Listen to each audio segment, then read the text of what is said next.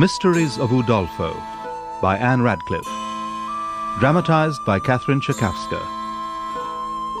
Part 1.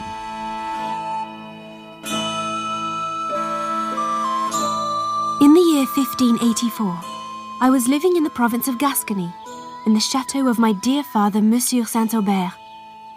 I was the sole child of my parents to survive infancy. But my story begins at a time of intense sadness for myself and my father. My beloved mother, after a short but virulent illness, had passed away. My father and I mourned her most acutely. I was young and strong and soon recovered my health, if not my spirits, but it seemed to me that my father was pining away before my eyes. Dear Papa, will you not walk out with me and take the air? You are right, Emily. I must rouse myself. But I've been making plans that will involve you too, child. What plans? Emily, we are going to take a journey together. A journey? But are you well enough? It is true that my health has declined sadly since she left us. But perhaps if I can breathe the fresh mountain air for a while, my spirits will be renewed and my health too. I hope so. You are everything to me now. I have no one else. I am so afraid of losing you. We must prepare for our journey. I would rather not leave La Vallée. I know it. But a change of scene will be beneficial for both of us. How long will we be away? For many weeks. You see, there is another reason for my undertaking such a journey. What is that? You know we have never been rich, Emily. We have been rich in all that matters. True. But still it would pain me to have to sell this beautiful place. Sell La Vallée? Oh, well. I hope it will not come to that. But we need only leave Teresa and a very small number of servants in the house while we are not in residence. Then you are right. We had much better go. But where will our journey take us? Let us walk in the gardens and I will tell you. We will travel in a very leisurely fashion, for I can manage nothing more strenuous, I fear, along the shores of the Mediterranean and towards Provence. The Mediterranean? I have always wanted to go there. I hope the journey will be both enjoyable and educational for you, Emily. I sometimes fear that you have led a very sheltered life here. I have been happy. But it has ill prepared you to face the world, my daughter. We will be leaving in a few days. So soon? You must go and prepare, and I must do likewise. On the night before our departure, we retired early to our respective rooms. But later, I went below again to fetch my drawing instruments, which I wished to take with me. On my return, I saw a lamp still burning in my father's room and tapped softly on the door. Father? Father? Why does he not answer? Can he be ill? Oh, Lord, that it should ever have come to this. He is in the little closet in the corner there. What can be wrong with him? My dear, how could such a thing befall you? He is holding a miniature. Can it be my mother? No, it is a portrait of a lady, but not my mother. And yet he is so sad. How tenderly he raises it to his lips. Oh, my dear. What can it mean? But how can I ask him what he does not voluntarily tell me? No, I must go to bed before he sees me. We travelled without servants, save for our coachman, Michael, leaving La Vallée in the care of our old housekeeper, Teresa. My father was at first sunk in his customary melancholy, but my fancy was much taken with the grandeur of the objects around, and gradually I yielded to many delightful impressions. I looked with extreme pleasure over the mountain pine forests and towards the vast plains below, enriched with woods, towns, blushing vines, and plantations of almonds, palms, and olives.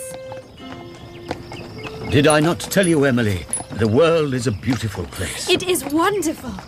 Every sight is so new to me. But, Father, the sun is low in the sky, and we are not yet come to our lodgings. I know it. I had planned to stop overnight at a little hamlet close by, but we are not yet come to it. I see no sign of habitation, Papa. And neither do I. Michael! Michael! Sir? Will you stop the carriage, Michael? I must speak to you. Well, sir. Whoa there! Steady, steady, whoa, whoa.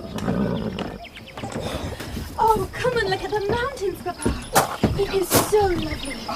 Let me help you down. Michael, we are not yet come within sight of any village. That's the truth, sir. Michael, do you know where we are? A long way from La Vallée, that's for sure. Are you saying that we are lost? Not lost, sir. No, I wouldn't say we were lost.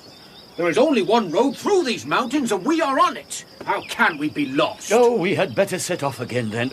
Emily! The air is so very sweet up here. Oh, Michael is a most provoking man. Perhaps he does not know where the village is. But we must have lodgings, and we must find them soon. Otherwise we shall be benighted on the mountains. Even a shepherd's hut would be preferable. What was that? Sir, I think it was a shot. It came from among the trees there. Oh, Lord, I hope it is not bandits. Get back into the carriage. Quickly, quickly, Emily. Hurry, sir! Hurry! Right, come on, get up there. Wait! What now? There is a young man ahead, Father. He has dogs with him and a gun, I think. I see him. He does not look like a bandit. No, I think he is only a huntsman. Michael, wait! Whoa there! Just as you wish, monsieur. Young man, a word, if you please. Down, boy. Down. Good day to you, sir. Mademoiselle. Can I be of any service to you? I hope so. We are looking for somewhere to pass the night. Is there a hamlet hereabouts? There is. I will gladly lead you there. Thank God. But I fear you will be wretchedly accommodated. The inhabitants of these mountains are a simple people, and their dwellings have few comforts. Then you are not a native of this place? No, sir. I am only a wanderer here, like yourselves, I fancy. But if you will follow me, we will see what can be done. I will walk ahead with my hounds, and your coachman can follow.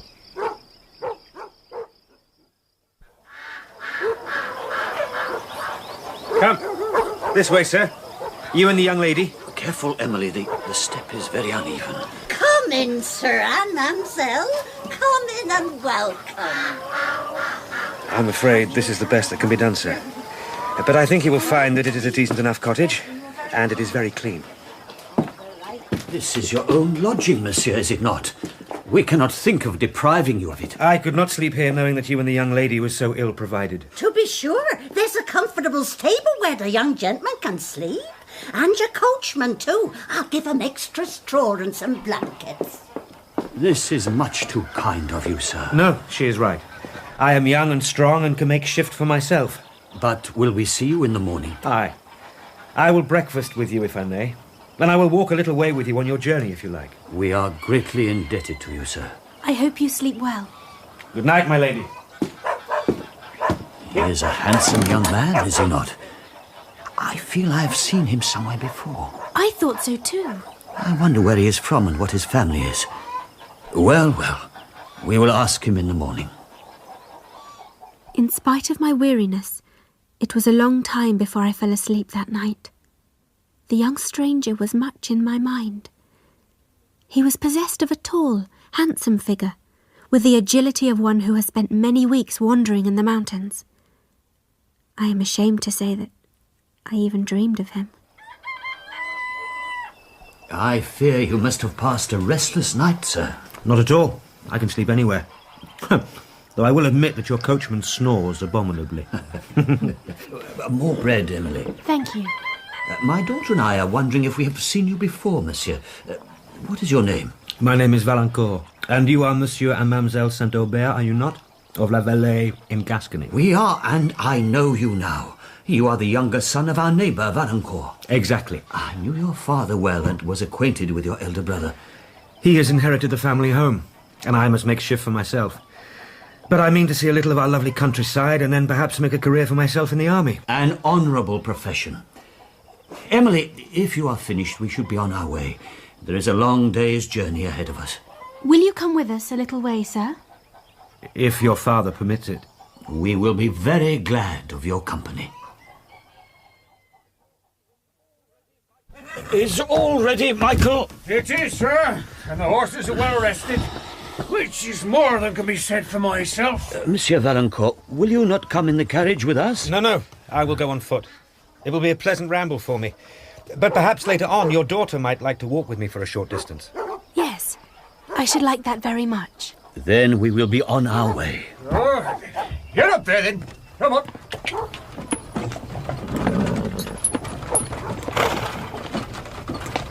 This is a very pleasant and ingenuous young man, Emily. He seems a model of courtesy. Aye, the family is an old one, and of good reputation. Indeed, I think he has never been at Paris. He has not yet been ruined by the world. I shall be sorry to part from him. And I. Sometime later, when we stopped beside a mountain stream to drink its waters and eat a little of the fruit that the kind cottager had given us, Monsieur Valancourt joined us.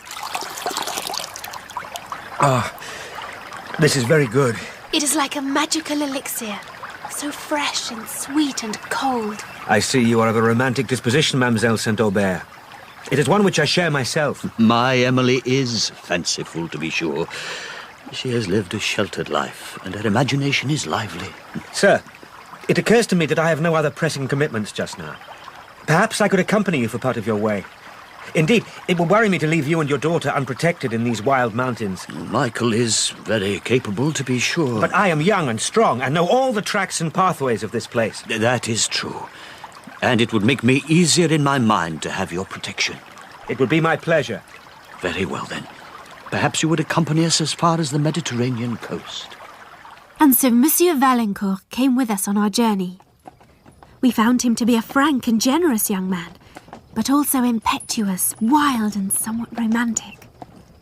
Sometimes he rode in the carriage with us, and sometimes Valancourt and I walked alone together through the beautiful wilderness.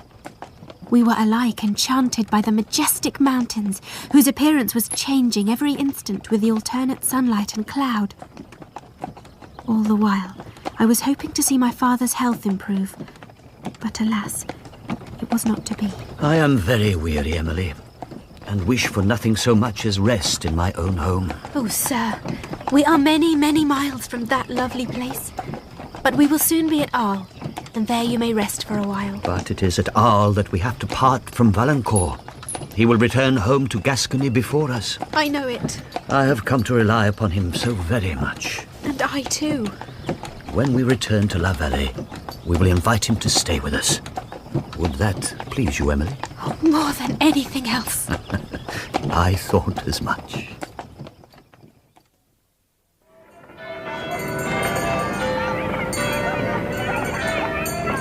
Sir, I must leave you now. But I will miss your companionship on my return journey. I hope that you will never pass La Vallée in the future without favouring us with a visit. I am sure my daughter agrees with me. Indeed, we are very sorry to lose you. I am very sorry to go. I wish you a safe journey, the restoration of your health, sir, and a happy return to La Vallée. You are very kind. My dear sir, my dear young lady. Farewell. That is a very promising young man, Emily. I am glad to have made his acquaintance. He reminds me of the days of my youth. The world was opening to me then. Now I fear that it is closing. Oh, sir! Sir, do not speak so. I hope you have many years to live for your own sake and for mine. Well, I hope it may be so. We continued on our journey, but with each day my father's health failed. At last we reached the Languedoc and wound along the shores of the Mediterranean. Night was falling, and once more we sought lodgings, without much success, for it was the time of the vintage, and all beds were taken. To my alarm, I saw that the languor of illness was on my father, and began to wish very much that Monsieur Valancourt had still been with us. Michael, slow down! Oh, Emily. Slow down! Yes, mademoiselle. Steady there, steady. My father needs rest. He grows weaker by the moment. Is that not a chateau? Among the trees there? Oh, well, where is it? This chateau. I see nothing. I saw a distant turret among the trees. Where, Emily? Where? The last rays of the setting sun shone full on it, and it glowed with a strange, unearthly light. Alas, I'm so very weary. Michael, there is an avenue ahead which appears to lead in the direction of the chateau. Turn that way. Yes, mademoiselle.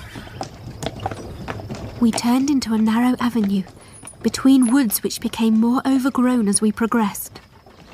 It was plain that the whole estate had not been tended for many a long year, and darkness was coming on, particularly here, where the sun did not shine even at midday. Whoa! Whoa, whoa, whoa there! What is wrong, Michael? Oh, it is a strange, eerie-looking place. Don't you think we'd better turn back? Go a little further yet, and if we see no house, then we will return to the road. There is a figure! Look! Up ahead through the twilight! I see it. Though whether man or woman, I cannot say. What is happening, Emily? There is somebody lurking among the woods. He may be a bandit. I think we must return to the road, Emily. Let us go back, Michael. Yes, mademoiselle. Come on then, boy. Come on. Michael turned the carriage around with some alacrity, and we rejoined the road. But we had gone only a little way when my father slumped, fainting in my arms. Michael! Michael! Yes, mademoiselle. Woo there. What now? My father has fainted. I must fetch help. Will you come and take care of him? Try to revive him. What am I to do? There is water in the little rivulet by the road. Listen. What is that noise? Oh. It's coming from the woods. Near the chateau. Do you think we've seen a ghost, Mademoiselle Emily? No, I don't. Don't say such things, Michael. But I must go for help. Here's my handkerchief. Bathe my father's head and give him water if he wakes. Don't worry. I'll look after him. I walked hurriedly until I left the shadow of the trees.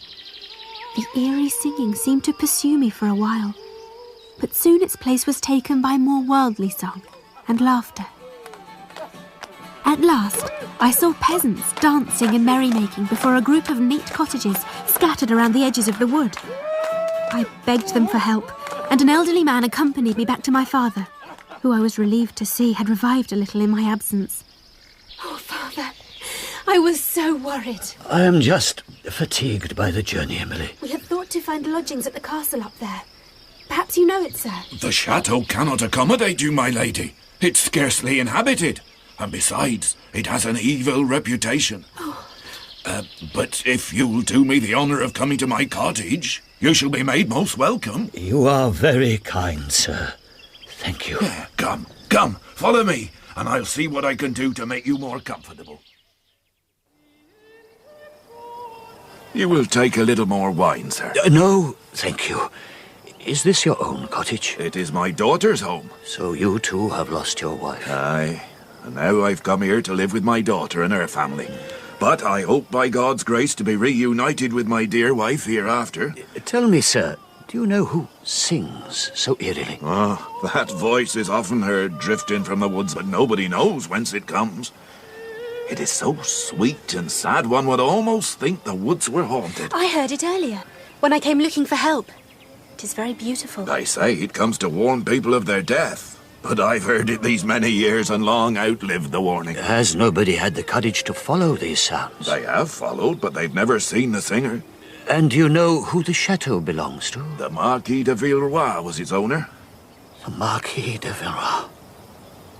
Ah. So that is where we are. I had not realized. I did not know we were so close to the Chateau Leblanc. So that is its name. It was once the Marquis de Villeroy's favourite residence, but many years ago now he took a great dislike to the place. He moved away and has never again set foot within its walls. But we have heard lately that he's dead, and that it's fallen into other hands. Dead? Did you know the Marquis, sir? I did not know the Marquis, but I knew of him. Who succeeds to the estate? I forgot his title, but he resides at Paris, chiefly. The chateau is still shut up, then? But the old housekeeper and her husband, the steward, have the care of it, but they will not spend a night there. They stay in a cottage hard by. The chateau must be a lonely place. Oh, I would not pass one night there for the value of the whole domain. Dark deeds were done there. I think they were. Do you know this place, Papa? I know something of its history. How long have you lived here, sir? Oh, almost from my childhood. Then you will remember the late Marchioness. Oh, monsieur, that I do well. She was a most excellent lady. She was, indeed. And she deserved a better fate, if I may say so. Enough. Enough, my friend.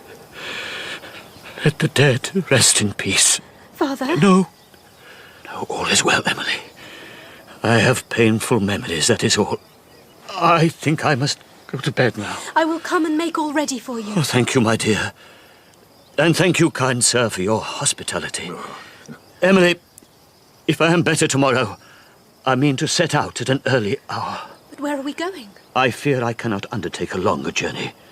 My health is failing. We must return to La Vallée. I awoke at an early hour, little refreshed, for uneasy dreams had pursued me. My father rose too, but it quickly became apparent that he was not strong enough to stand, let alone travel that day. Emily, help me. Take my arm. Let me help you back to bed. Oh, my dear daughter, I must speak to you. Hush. Let me get you settled first. Let me make you comfortable, and then we can talk. My dear child, it would be cruel to deceive you. It cannot be long before we must part. Do not say such things, Papa. I'll not listen to them. But I must. There are things that must be said between us, and we cannot waste these last precious moments. You have seen how anxious I am to return home, but you do not know my reasons. Emily, you must give me one promise. Anything. Anything. Nay, do not weep so passionately. Listen to me, Emily. Promise that you will do exactly as I tell you. I will. Only, what must I do? The closet, which adjoins my chamber at La Vallée, has a sliding board in the floor. It is the next board but one to the wainscot which fronts the door. Do you think that you can find it? Yes, I'm sure I can. Below this board, you will see a hollow place. Do you understand me? Yes, to be sure. Beneath the board, you will find a packet of papers. You must take these papers, my dear child, and burn them all. Burn them as you value your promise to me, without looking at them first. Sir, why must this be? It is sufficient for your peace of mind to know that you must.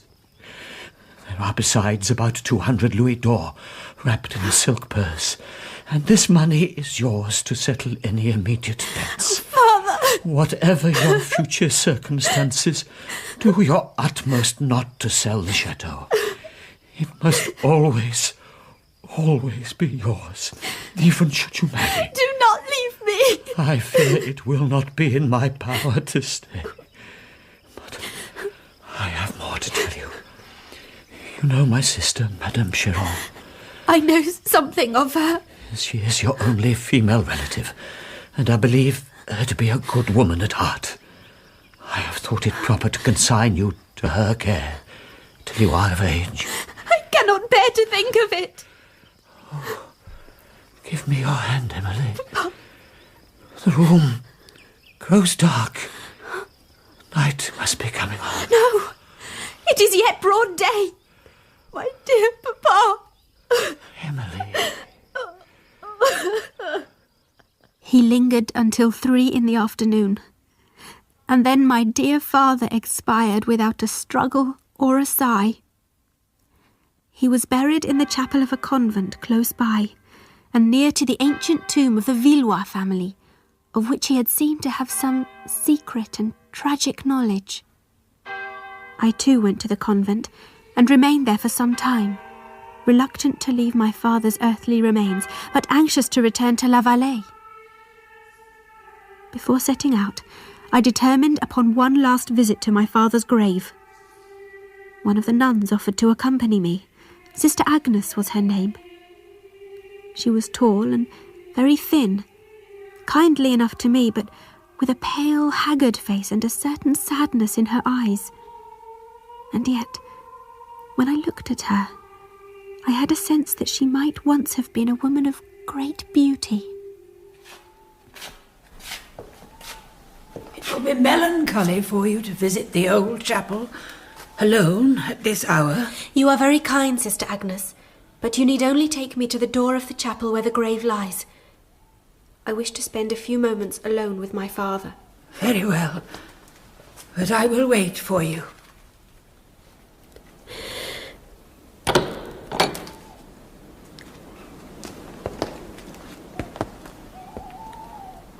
Saint Aubert, lying where he wished to be, below the great stone monument of the Villeroy family. Oh, my dear papa, what am I to do now that I am alone in the world? Mademoiselle, do not linger in this place. There is nothing to fear. Is there not? For you, perhaps. But one could fancy in such a place as this, at such a time, that vengeful spirits might return. My father showed me nothing but the fondest love in life. Why should he change now? It is not of you I speak, child. Come, the candle burns low. Let us be gone from this place. Quickly. Oh, God, let us go quickly from this place. She turned to go, and for a moment, her pale face in the flickering candlelight seemed haunted by a memory of some past evil. And when she looked at me, there was something very like fear and recognition on her countenance. But I dismissed these thoughts as wild fancy and forgot my mysterious guide in my own grief and in my anxiety to return home to La Vallée as soon as possible. Dear Mademoiselle, oh, how good it is to see you again. Oh, my poor master. See, his hound has gone to look for him and wonders what has become of him. Oh, Teresa! Teresa! Oh, don't cry so, Mademoiselle. It breaks my heart to see you. Come indoors. I have some refreshment for you. A little wine, some cake, perhaps. Oh, Teresa! I miss him so. Now sit down and compose yourself. All that could come have been here every day to inquire after you and the master. Oh, my lady, do take some food. I prepared these cakes specially for you. I cannot eat yet. Perhaps later, Teresa. Well, I hope so. I will drink a little wine and water and go into the garden for a while. The fresh air will restore me. Very well. But I've dressed a pheasant for your supper, Mistress Emily, and eat it you shall, if I have to feed you with a spoon, as I used to do when you were a baby. Everything is the same, except that he can never return here. Who is there? Good God. Can it be? Mademoiselle St. Aubert! My dear Mademoiselle. Valancourt! I am delighted to see you. I have walked here often in hopes of finding you returned. And tell me, is your father well? Oh, Valancourt! He is dead and is buried on the shores of the Mediterranean. And I am so desolate. I miss him so very much. Mademoiselle Emily, I am sorry. I can only mourn with you. He was a kindly man. He was, and I thank you for your sympathy. But why was I not there? You must have been alone and distressed among strangers. I should have been at your side. They were kindly strangers, and helped me for my father's sake. Emily, I wish I could stay longer now. If only I could be of more help to you. You are going away? I am to join my regiment in Paris. I see. May I come in the morning and take my leave of you before I go? Yes. Yes, do. But I must go inside. Evening approaches and Teresa will be looking for me. Then I will bid you good night, Mistress Emily. Good night, my dear.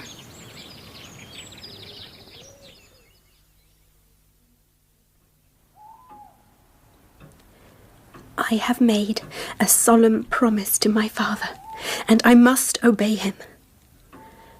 The papers in the little closet. I had better get them out and burn them as he wished. Yes, this is the board. Oh, here they are. And the money likewise. I suppose I must burn the papers unseen. There is a fire in the grate. That will suffice.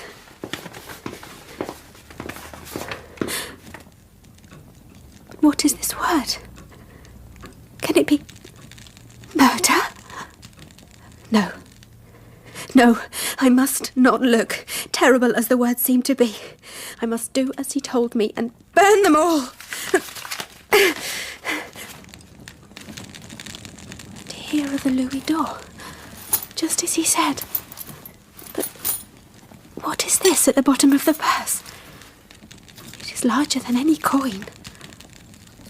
Why, it is the miniature of a lady. I think it is the same my father wept over. I wonder who she is. My father left no directions concerning this picture. Well, I cannot consign such a sweet face to the flames, but I will carry it with me in his memory. Now I must sleep, for Valancourt will be here in the morning.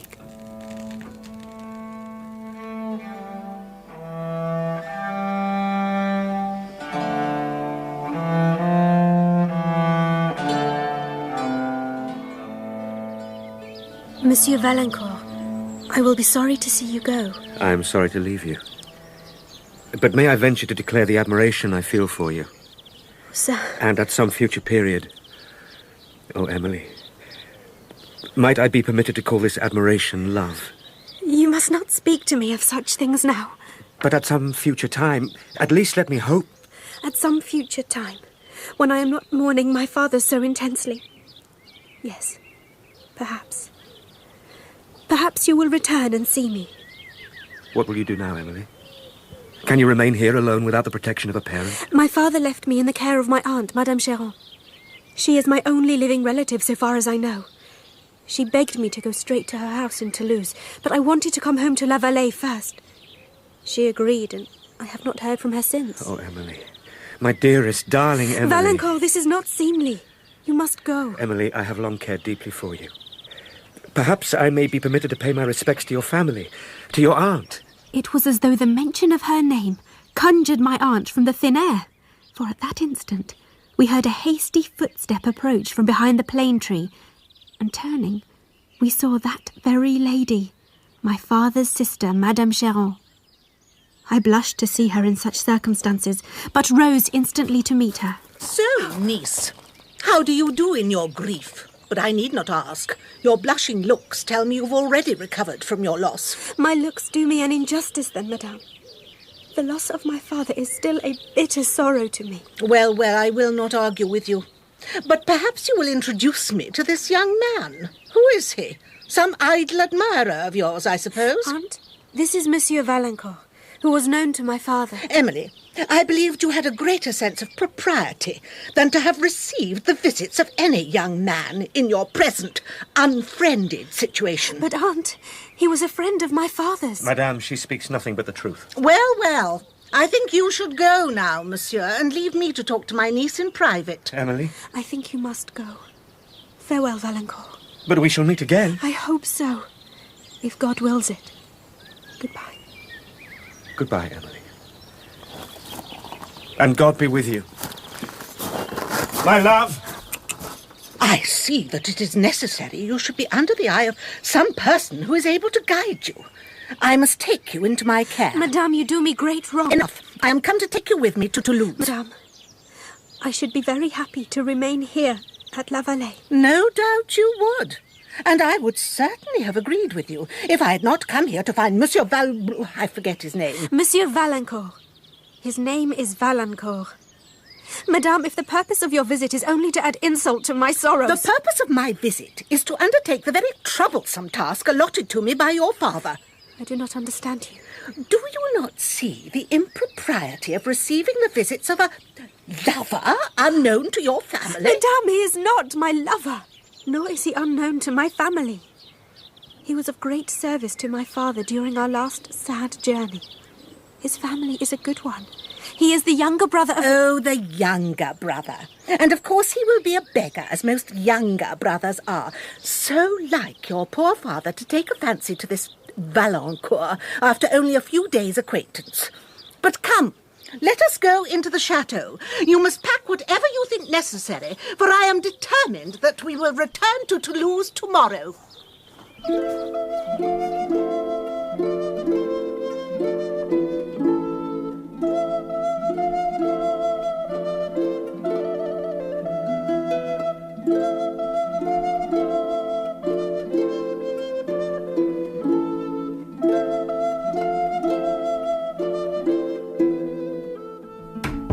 Emily, where have you been? I don't approve of these solitary walks before breakfast. But I went no further than your gardens, Aunt. In future, you must take my maid, Annette, with you. A young woman who can make assignations at La Vallée is not to be trusted in Toulouse. Whatever do you mean? Oh ho, all innocence now, are we? Well, well, handsome is as handsome does, Emily Saint-Aubert. Let us see if you can behave yourself in future. You insult me more than you can possibly know. Nonsense. Emily, we have a large party expected to dinner. Signor Montoni is coming, who is a very great man in his own country of Italy. His friend Cavigni will accompany him. You had better wear something suitable. All my clothes are very simple. And you must remember that I am still in mourning for my father. But that should not prevent you from being elegant. Come, show me what you have. Perhaps I can lend you something more becoming. I confess I did not like Signor Montoni, although my aunt seemed mightily pleased with him. I felt admiration for him mixed with a degree of fear which I could not quite explain. His friend Cavigni was friendly enough, but at times assumed an air of tenderness when he spoke to me that alarmed me somewhat. Both men were frequent visitors to the house, but I avoided them as much as I could. My aunt's maid Annette proved a cheerful companion to me, but my pleasantest hours were passed alone on the terrace, where I could read and think of La Vallée and of Monsieur Valancourt. Ah, Emily. Aunt? You may be interested to know that Monsieur Valancourt has been here. I have dismissed him. You have sent him away? Of course. Oh, how could you? He asked if he might make court to you. But he had the impertinence to tell me that his fortune is very small and that he's chiefly dependent on an elder brother and on the profession he has chosen. Oh, don't sit there with tears in your eyes, girl. All your weeping will make no difference to me. You must make ready, for there is to be a ball tonight at the home of Madame Clerval, a very grand affair. Annette will help you dress. But, Aunt, I have a headache. May I not be excused? Indeed, you may not. You will make yourself ready and come. Dear Signor Montoni will be there, and Cavigni will no doubt accompany him. Oh. Can you not hurry, mademoiselle? My lady is fretting below, and you know how sharp her tongue is when she is displeased. I do not want to go, Annette. I hate Montoni with his sarcasm, and Cavigni with his flattering ways. Oh, but you may enjoy yourself once you're there. There may be other young men. Oh, Mademoiselle Saint-Aubert, you cannot always be pining for this Valancourt when your aunt is so set against you. I am not pining. Look at me. My heart is as free as the birds that sing. But mine is not. I fear it is with another, and always will be. Mademoiselle Emily, may I have the pleasure of dancing with you? I think not, Signor Cavigni. Oh, there is Valancourt. Mademoiselle, you are faint. Can I help you? It is nothing. I thought I recognised somebody. Tell me, who is the lady dancing with that handsome young man over there? Where? Oh, you mean the one who is attempting to dance with the young chevalier, who appears to be accomplished in everything but dancing. Why, she is Mademoiselle d'Emery, and she is ranked among the beauties of Toulouse. She is lovely, is she not? Indeed she is. Very. and her fortune will be large. But it is to be hoped that she can find a better life's partner than her present dancing partner. The young man has just put the whole set into a great confusion. He has. Oh, he has. Oh, he is coming this way. Where is my aunt? She is beside you. Emily, my dear. Aunt, here is the Chevalier Valancourt coming to pay his respects. Madame Cheron, Mademoiselle Emily, I am so pleased to see you again. Good evening to you, sir. If you will excuse me. I beg your pardon, my lady. I did not know you were acquainted with the Chevalier when I criticised his dancing so... But I am afraid the criticism was apt. He is no acquaintance of mine, or of Mademoiselle Saint-Aubert either.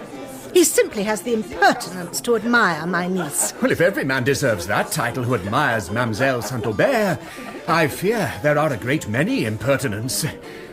And I am willing to acknowledge myself one of the number. Oh, Signor, I perceive you've learnt the art of complimenting since you came to France. But it is cruel to compliment children, since they mistake flattery for truth. Do they indeed?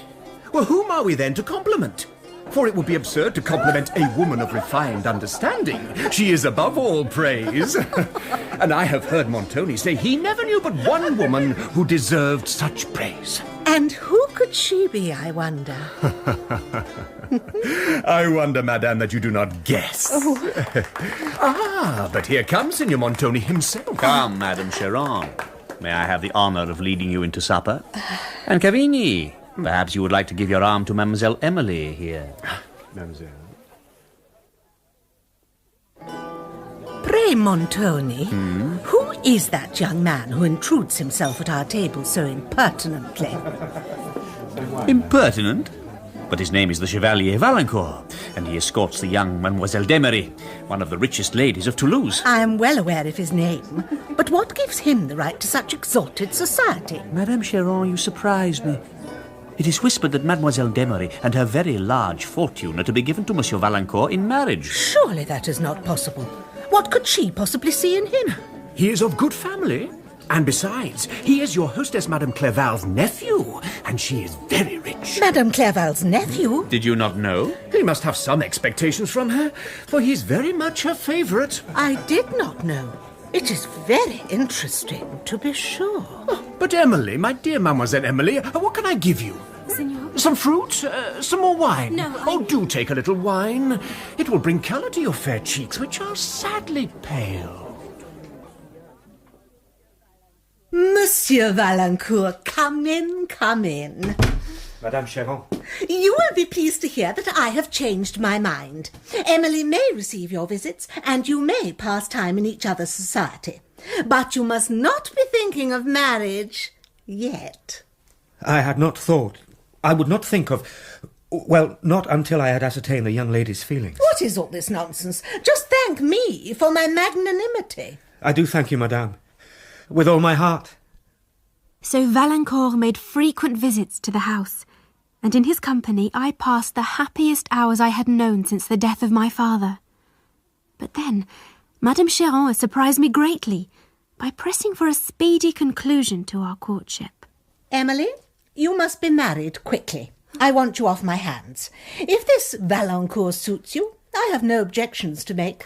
His aunt, Madame Clerval, has offered to settle a goodly sum upon him, if I will arrange a dower for you. And what says Valancourt to this? He is completely agreeable, of course, but he insisted on my speaking to you first. Give me your agreement only, Emily, and we shall be more than satisfied. Then I do. I will. Oh, thank you. Oh, thank you, Aunt. Oh, there, do not cling about my neck so. I cannot bear it. Have done, Emily. Preparations were made for our marriage, and my happiness seemed complete. But meanwhile, Signor Montoni had become the acknowledged lover of my aunt, and his ascendancy over her more absolute. And then one day, my aunt sent for me. I went to her little parlour where she sat waiting, a smile compounded of triumph mingled with a kind of jealousy on her face. Ah, Emily, come in, child. Is it to do with my forthcoming marriage? No, not your marriage. Mine. Yours? Yes. From this hour you must consider the Signor Montoni as your uncle. We were married this morning. You are married? Why are you surprised, Emily? The Signor is a fine man, and now you must prepare yourself for a journey. We are to go to Venice immediately, where the Signor has a splendid mansion, and from thence to his chateau in Tuscany. And you mean me to accompany you? I had thought to be married. Oh, all that is easily set right, Emily. Signor Montoni is gone to acquaint Madame Clerval with the proposed journey, and to say that the connection between our two families must be broken forthwith. Broken? What are you saying? Monsieur Valancourt and I are engaged to be married. No longer. The Signor has forbidden the connection. He considers it to be greatly inferior to what you might now reasonably expect. And am I not to be consulted in this matter? You will be, when the time comes. I cannot believe it. I will not submit to it. I will not!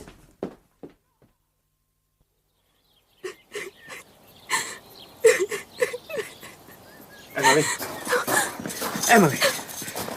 What is this I have heard?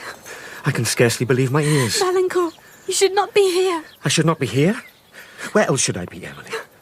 You are my betrothed. If you wish to see my aunt, she is indoors. But you should not be here alone with me. Good God, I don't want to speak to your aunt. Only you. Do not be angry with me.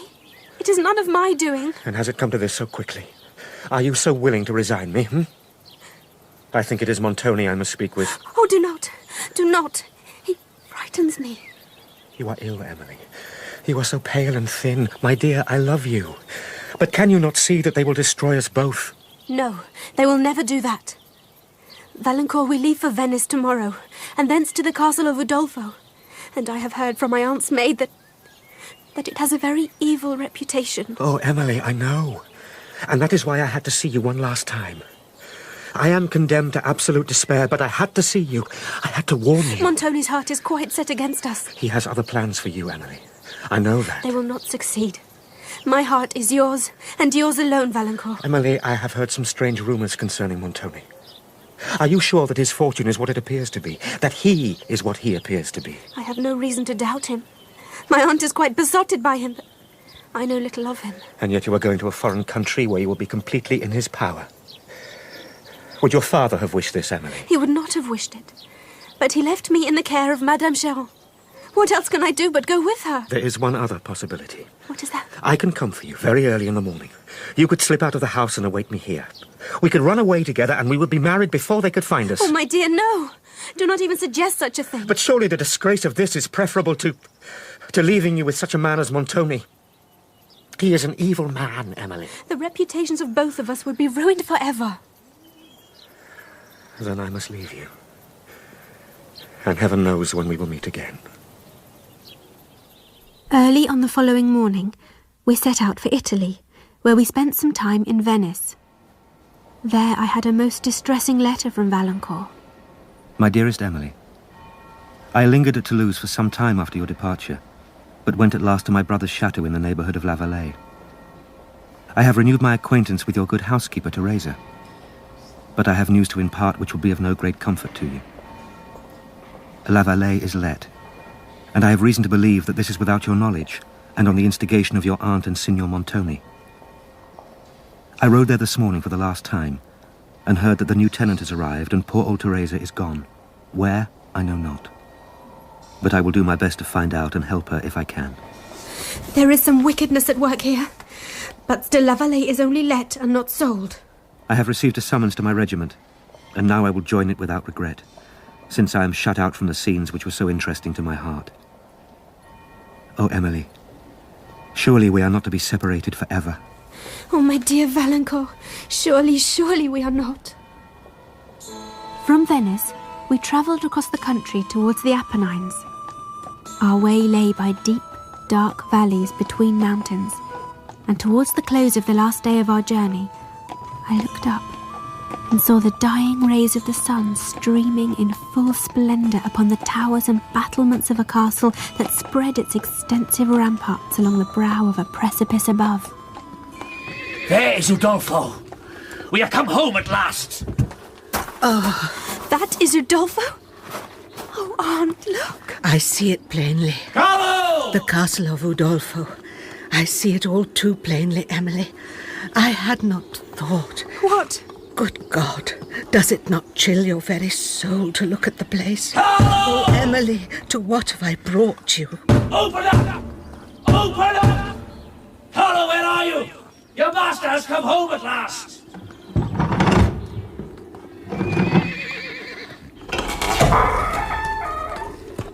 He calls it home, but it seems to me that the castle of Udolpho is more like a prison than a home. Nonsense. We must take courage. But it looks so wild, so unkempt. It is as though no one has lived here for years. The master and mistress are back now, Emily. All will be well. Please God, all will be well. Come in, sir, and ladies. Your Excellency is welcome back to his castle. We have had but short notice of your coming. It is near 2 years since you were last within these walls, sir. You have a good memory, Carlo. How do you manage to live so long? I don't know, sir, for the cold winds that blow through the castle in winter are almost too much for me. But I am loath to quit these old walls all the same. And how have you gone on since I was last here? Much as usual, Signor. Save that the castle wants a good deal of repairing. So I see. There is the North Tower, for instance. Some of the battlements have tumbled down, and the roofs let in water like so many sieves. Carlo! Carlo! But there you are, sir. It is difficult to effect repairs without the money to do it. Yes. We will discuss it later and see what can be done. But I must have a fire in here, for it is very cold, and my new wife and her niece must have food after their journey. I will get... Your new...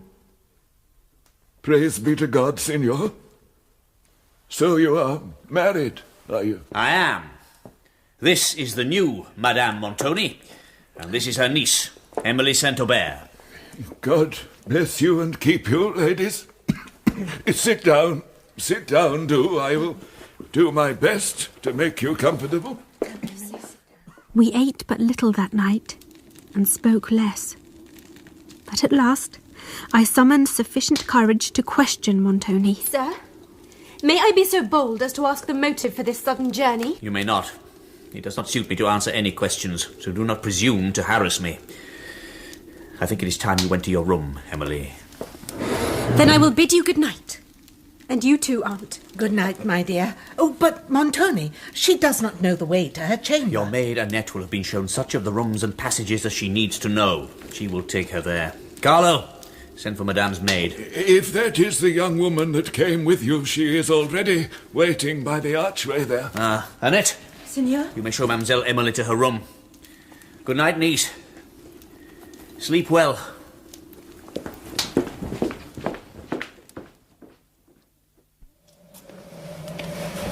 Do you know the way, Annette? Yes, I believe I do. Oh, but it's such a strange, rambling place. They call your room the double chamber over the south rampart, and I think we must go up this great staircase here to find it. Madame Montoni's chamber is at the other end of the castle. So he intends to keep us well apart? It would seem so. What a wild, lonely castle this is, mademoiselle. I should be quite frightened to think I had to live in it for good. This way. Are you sure? I think so. That great hall downstairs looks more like a church than anything else, doesn't it? It does indeed. The other servants say there are ghosts that walk the castle. Screams in the night and terrible visions. But... Shh. Do you hear anything? No. Nothing. Annette, you should not indulge such fancies. You will terrify yourself. And me. Oh, mademoiselle, they are not fancies. I verily believe if I live long enough in this place, I will turn into a ghost myself. Well, I hope Signor Montoni has nothing of these stories. They would displease him mightily. Oh, I'm sure if his conscience is easy, nobody else in the castle has any need to lie awake. What can you mean? I should not say. We may be overheard. Now, this little passage leads to a back staircase. Or does it? Well, does it? No. No, I think I've lost my way. What shall we do? Here is a door. Oh, do not go in there, mademoiselle. You don't know what you might find. Mademoiselle! There is a suite of rooms through here. They seem very spacious. Bring the candle forward, Annette. Why do you hesitate? But nobody has been in here for years and years, mademoiselle. These are simply disused rooms. They may open upon the great staircase at the other end. Look, here are pictures. Old and damp, it is true, but they must have once been very fine. You see the soldier there? Does he not have a look of Montoni himself? He does. Very stern and long-faced. Perhaps it is some ancestor or other. What is this? A long black veil. What can lie behind it, I wonder? Why should a picture be so covered? Holy Virgin! This is surely the abomination they told me of at Venice. What abomination? I could never make out exactly what it was all about. Remove the veil, Annette. Aye, mademoiselle. Not for the world. Then hold the light while I lift the veil myself. No, I shall not. Then tell me what you have heard concerning it. It has to do with the previous owner of this castle, before Signor Montoni came into possession of it. Dark deeds were done, lady. That is all I know. Well, well. I see you are superstitious and will not look. And neither will I, not just yet. Come, let the black veil lie, and let us leave this room. It has an evil air. But then so has the whole dark castle of Udolpho. Oh, Annette, will I ever see my beloved Lavalais and my dear Valancourt? Will I ever see either of them again?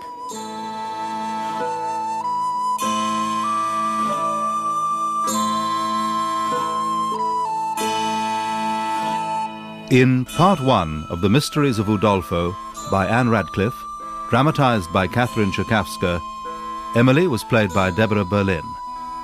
Johan Meredith was Saint Aubert, Robert Glenister, Valancourt, Tina Gray, Madame Cheron, Keith Drinkle, Montoni, Rachel Atkins, Annette, Christopher Scott, Michael and Cavini, Stephen Thorne, the old peasant and Carlo, Anne Beach, Teresa and the villager, and Shirley Dixon, Sister Agnes. The Mysteries of Udolpho is directed by David Blount.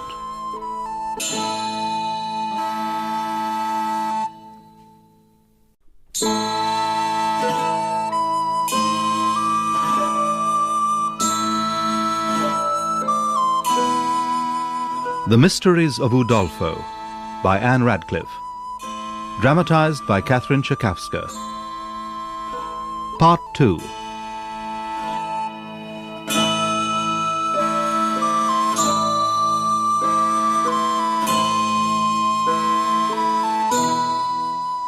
I, Emily Saint-Aubert, had found myself, after the death of my father, in the care of my aunt, Madame Cheron. For a while I had hoped, indeed had believed, that I was to be allowed to marry my dear Valancourt, who, I was sure, would have been my father's choice for me. But now the mysterious Signor Montoni had married my aunt, and had forbidden my own marriage, carrying both my aunt and myself with him to his native Italy. I did not trust him, and yet here we were, my aunt and I, imprisoned behind the walls of the dreadful castle of Udolpho, to which he had brought us. On our first night in the castle, my aunt's maid, Annette, and I had become lost in a labyrinth of stairs and corridors while searching for my room. In a long deserted chamber, we had come across a dreadful black veil, concealing who knew what abomination. But my courage had deserted me. I could not look upon whatever terrible secret it covered. And so we set off again, to try to find our way through the castle. Mistress! Annette! Is that you? Oh, it is Caterina, the old manservant's wife, come looking for us. I thought you might be lost. Indeed we are, Caterina. If you follow me, I'll show you to your room, mademoiselle. This way. Thank you. The chamber that had been assigned to me was a large, lonely place, and so chilled through that I thought I would never be warm again. One of the casements overlooked a terrace, but the view beyond was all hid in darkness. I will light you a fire, mademoiselle, and it'll cheer you a little. Yes. Annette, I almost forgot. You're to go to your mistress. She's looking for you. Then I'd better be gone. As for you, my lady, the room will soon warm up a bit. Thank you, Caterina. And I'll come back later, if I may, and bring you something more to eat, for you hardly touched your supper. When Caterina had gone, my thoughts turned to my beloved Valancourt. But he seemed so remote, so far from me, that the idea of him did little to comfort me. I was cheered, however, by Annette coming back with a little wine, some bread, and fresh fruit. Did you ever hear tell of the strange accident that made the Signor Montoni lord of this castle? What wonderful story do you have to tell me now? It was Ludovico, mademoiselle. He told it me as we travelled together. Ludovico? Oh, you know, he's the signor's servant that came with us from Venice. I have seen him. He is very handsome, is he not? He is. Anyway, you must know that the castle of Udolpho is very old. So I can see for myself, Annette. But it was not always the signor's. It once belonged to the lady. What lady? Oh, I'm coming to that. Now, this lady lived here, and the Signor Montoni was her cousin. He used to visit her often and was very much in love with her and offered to marry her. But she loved another. Alackaday. Perhaps that is why he's so grim. Anyway, she would not have him. She was very melancholy and unhappy, and she used to walk about on the terrace beneath these very windows and cry and lament, fit to break your heart. Do you hear anything? Nothing but the wind. Well, this all happened a long time ago when Signor Montoni was a young man. What was the lady's name? Signora Laurentini. Oh, and she was very handsome, but spoiled and fond of having her own way in everything. Anyway, finding that he could make no headway with her, what does Signor Montoni do? But leave the castle, and never comes near it for a long time. She tells him she doesn't care, but she must have missed him, for she became even more melancholy when he was gone. Be quick, Annette. The candle will be burned down before you are finished with the tale. Well, one evening in autumn, she walked out of the castle into the woods below, as she often did, with only her maid for company. But this time, she strayed away from her maid. Night came, and she did not return. They searched for her all night long, but from that day to this, she has never been heard of again. Is this true? True as I sit here. So, the signor laid claim to the castle as being the next heir in line, and has been the owner ever since.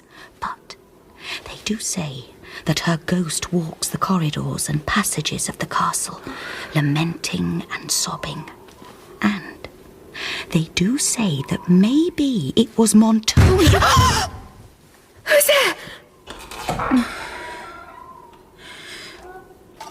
It is I, Caterina. I brought you a lamp, my lady. Annette, your mistress wants you again. You had better be gone, Annette. Oh, how can you bear to be alone? I'm sure I shouldn't sleep a wink. I went to bed, leaving Caterina's lamp burning on the table. But its gloomy light was almost worse than being in the dark, for I fancied that I saw shapes flit past the curtains of the bed and glide into the far corners of the room. At last I slept, but then the hollow sighings of the wind woke me, and taking up my lamp, I went to discover from whence came such a draught. There is a door here. I had taken it to be a cupboard, but it leads to a private staircase. Good God! There is no lock. I cannot even fasten it. Anyone might come upon me in the night. Well, Emily, how do you like your new home? It is very fine, is it not, Emily? Sir, the castle is very fine indeed, but I wonder if I might have a different apartment. And what is wrong with your present chamber, Emily?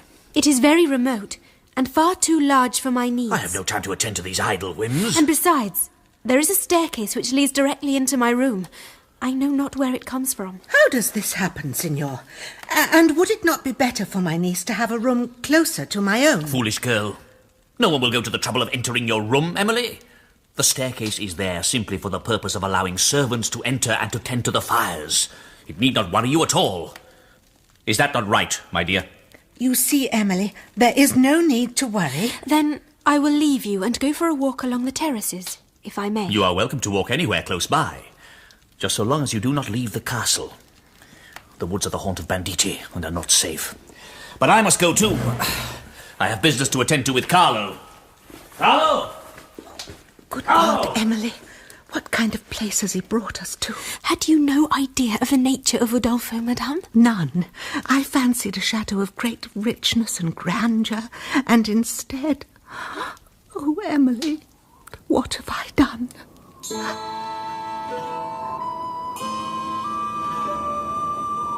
Annette, will you come with me and look at what lies behind the black veil? The thought of it torments me. Oh, mademoiselle, must we? It surely cannot be so bad by daylight. Perhaps not. Let us go then, while Montoni is busy and my aunt is occupied with arranging her wardrobe. Here we are. But I dare not lift the veil. Dare you? I think so. There, in the recess. What on earth is it? Can it be a corpse? It is so ghastly pale, so... I cannot bear to look more. Let us go. Let us leave this place. Would that we could leave the castle altogether, Annette. What is this Montoni? Is he a monster, a murderer? Good God, will I ever see my Valancourt again?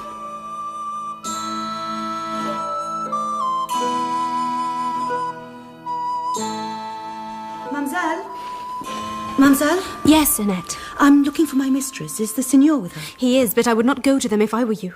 They are in dispute over some matter. Then I will leave them be. They are arguing over Madame's property, I'll be bound. They always do. But, Mademoiselle, if you'll come with me, I have something to show you. Oh? A picture of the late owner of this place, the Lady Laurentini. Oh. Old Carlo told me it was a perfect likeness of her, and I thought you'd be curious to see it. Through here, Mademoiselle. The Signor keeps it in this obscure chamber for reasons of his own. Here it is. Wasn't she beautiful? Her features are handsome and noble, full of strong expression, but there is no sweetness there at all. No, it is not a sweet face, certainly. It is full of passion and very beautiful in its way.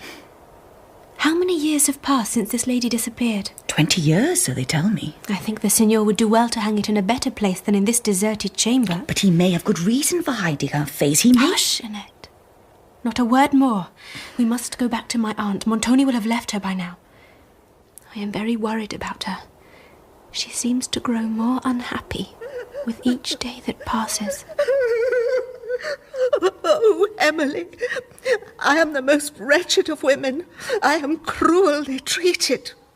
Who could have thought when I married such a man as the Signor that I should ever have to bewail my lot? Who indeed? Oh, Emily, he is so changed towards me.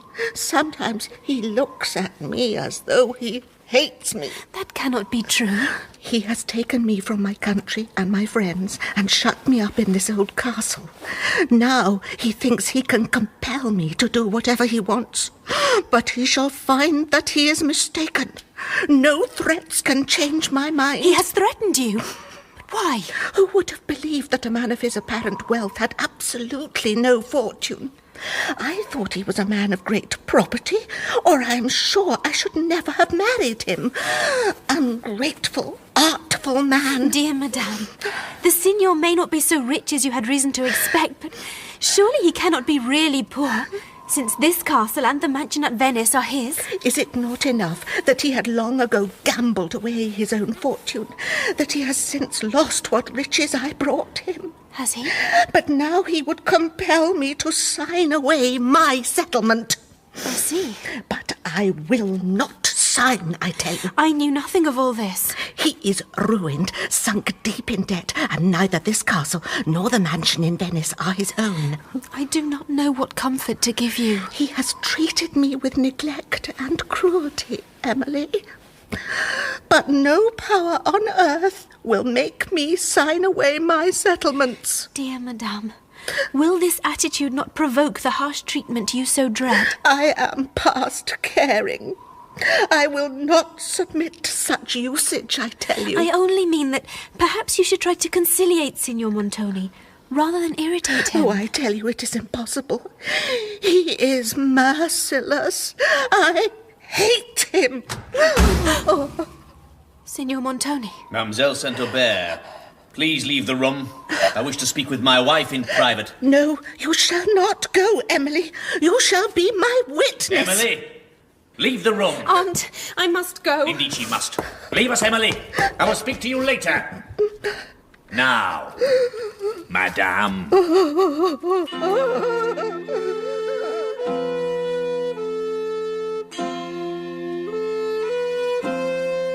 I was sorry for my aunt, but I could not help her. We were both powerless against Montoni, who was filling the castle with strange soldiers, men who made sorties into the outlying mountains and came back laden with all manner of goods. It crossed my mind that in his straitened circumstances he had taken up banditry himself, and I feared for the safety of us all. I dreamed of Valancourt, but there was no word from him. The one bright light in my days was Annette, whose conversation cheered me and alarmed me in equal measure. Oh, Mademoiselle Emily, when we set off, I little thought we'd be catched up in an old castle among dreary mountains with a fair chance of being murdered. What do you mean? Ludovico has told me of the signor's cruel usage of his wife and his own odd goings-on. There are strange, ill-looking men in the castle. I tell you, we are all like to be murdered in our beds. I too have seen the comings and goings, and I doubt not that the signor is up to no good. But it is best not to speculate. They say there are prisoners now, kept deep in the castle, and some of them are wearing uniform. It is very strange, to be sure. We can only wait and see what befalls us. But I fear for my aunt most of all. What will become of her if she continues to resist him? Enough of this! I'm weary of it. Madame, you shall instantly be removed to the east turret and imprisoned there. Sir, you cannot do this thing. She is your wife. But I do not love her. I have never loved her. I loved only one woman, and she... Out of the way, girl! Go to your room this instant, or you will be hurt too. Where is Carlo? Carlo! Emily, no, do not leave me. Carlo! He will murder me. Do not leave me. To your room this instant, Emily. And as for you, madame, you will be taken to the east turret until you come to your senses.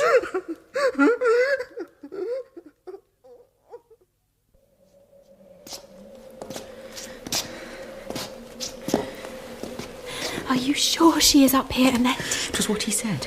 The place seems deserted. Mademoiselle, look. By the light of the lamp. Blood! There is blood on the stairs. Good God! Come, Annette, hurry. We must go on. We must try to find her now. I'm so scared, Mistress Emily. I cannot move. Hush. Somebody is coming. Quickly. Into the shadow of this doorway. Hush. Hush. He will hear.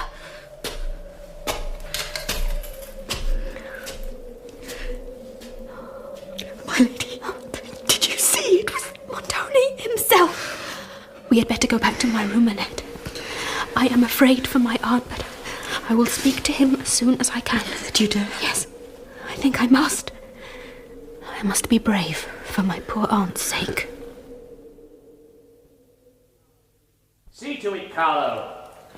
Sir, I would speak with you if you are at leisure. I have little leisure these days, Emily. What do you wish to say to me? I have no time for trifling. Sir, I can no longer remain at Udolpho with propriety. I must ask by what right you detain me here. It is my will that you stay here. While my aunt lived, my residence here was not improper. But now my stay will only distress me and cannot benefit you. While she lived? But who has told you that Madame Montoni is dead? I know it all too well. Do you indeed? Emily, if you wish to see her, you may. She lies in the east turret. She is obstinate still, but she is not dead. And I may see her. Oh, for God's sake, go to her now if you must. I will ring for Carlo and he will show you the way. Now, leave me. I have a great deal of work to do.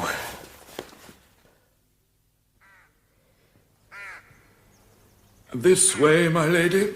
She is in here. I will wait by the door. Thank you, Carlo.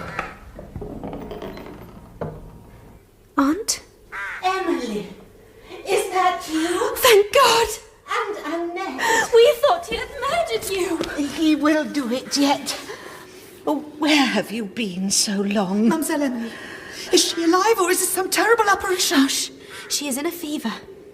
Oh, my dearest aunt, your hands are so cold, but your forehead is burning. I am like to die. We came here a few nights ago and saw blood on the stairs. He ordered his men to carry me here. One of them had an unbound wound, and he bled as he moved, for he complained about We it. thought, dear God, we thought he had... Here you are, Emily. Signor Montoni, my aunt is dying. Let her be removed to her own apartment directly.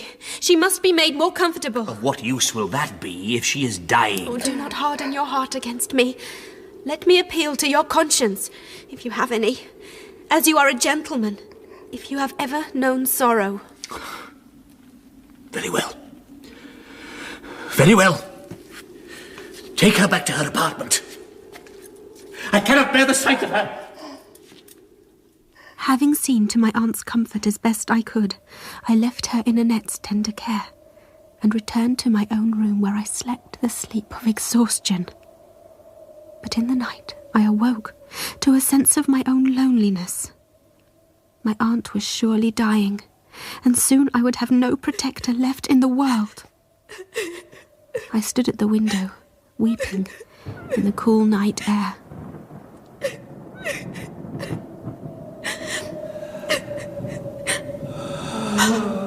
Who's there? That sigh was surely human. Who's there? Mademoiselle, did you call me? Guard, did you see anybody on the terrace just now? I saw a shadowy figure, mademoiselle, but I have seen it often before. You have? Aye, and I will not pursue it, for the men believe this terrace to be haunted. Haunted? Aye, a tall figure walks here, but though we have shouted and pursued, we can never catch him. And have you seen this figure, sir? I have. A week ago. I cannot tell what it was or what I saw or how it vanished. It was the devil himself, I'll be bound. Where? On the terrace here. I would keep indoors if I were you, lest this devil should carry you off. But I must go back to my post. The storm is coming. Good night, my lady. Good night, sir. And the Holy Mother guard you. Aye. Would that she might, gentle lady. And you too!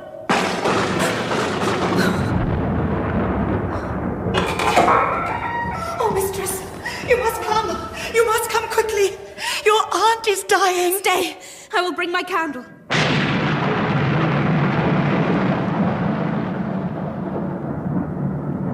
I wondered that she did not seem to be afraid of the thunder. I went over to the bed to speak to her, and she seemed to be asleep, but presently I heard a strange noise and saw that her breathing was laboured. Then there was silence.